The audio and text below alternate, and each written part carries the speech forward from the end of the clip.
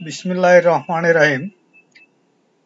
সবাইকে আমার সালাম রইল, আসসালামু আলাইকুম। আমি সবার সুস্বাস্থ্য ও দীর্ঘায়ু কামনা করে আজকে একটা ভিডিও নিয়ে আসলাম।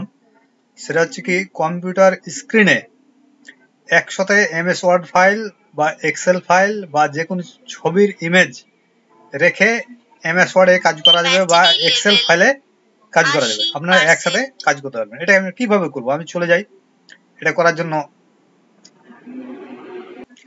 এই যে এখানে দেখেন এক্সেল এমএস ওয়ার্ড ওপেন করা আছে, এই যে এক্সেল ওপেন করা আছে। তাহলে একবার এমএস ওয়ার্ড দেখতে পাচ্ছি, একবার এক্সেল দেখতে পাচ্ছি, কিন্তু আমি একসাথে দুইটাই ট্যাব রাখবো সামনে। তাহলে আমি কি করব, আমি বেশি কিছু দরকার না, আপনারা কিবোর্ডের উইন্ডোজ চাপবেন বা এই যে চারটা অ্যারো আছে, যে কোনো একটা অ্যারো চাপ দিলেই এই দুটা একসাথে চলে আসবে। এই দেখেন, এইদিকে এক্সেল চলে আসছে, এইদিকে এমএস ওয়ার্ড চলে আসছে।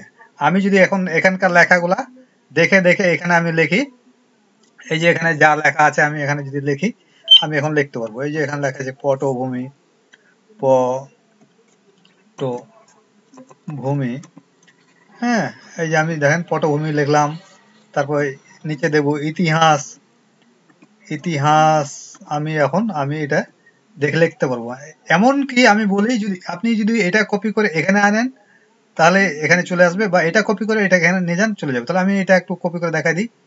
আমি এই টেক্সটটা কপি করলাম, কপি করে আমি এই যে কপি করলাম, কপি করে আমি যে কোনো একটা ঘরে আমি পেস্ট করে দেবো। আমি পেস্ট করে দিলাম। এই যে আমি এখানে এখানে কি লিখেছি, দুইটা লিখেছি, দুইটা ঘরে চলে গেছে। এখন আমি যদি এইটা কপি করি, তাহলে আমি যদি এখানে নিয়ে এসে আমি একটা ঘরে পেস্ট করি, তাহলে আমি করবো কি, এখানে আমি পেস্ট করি, এই যে দেখেন পরিসংখ্যান উপচ্ছেদ টগল করুন, এই যে এইটা এখানে এখানে চলে এসেছে।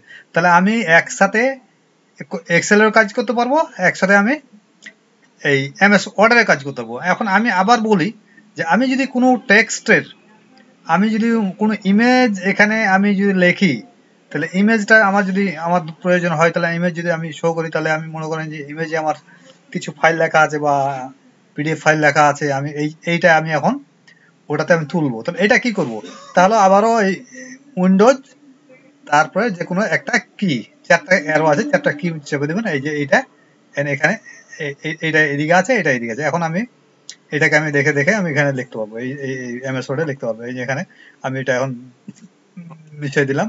আমি এখানে দেখবো বাংলা উইকিপিডিয়া, ফন্টটা একটু বড় করে নিচ্ছি তাহলে আপনাদের সুবিধা হবে। আমি এখানে 20 দিলাম, বাংলা উইকিপিডিয়া, বাংলা উইকিপিডিয়া।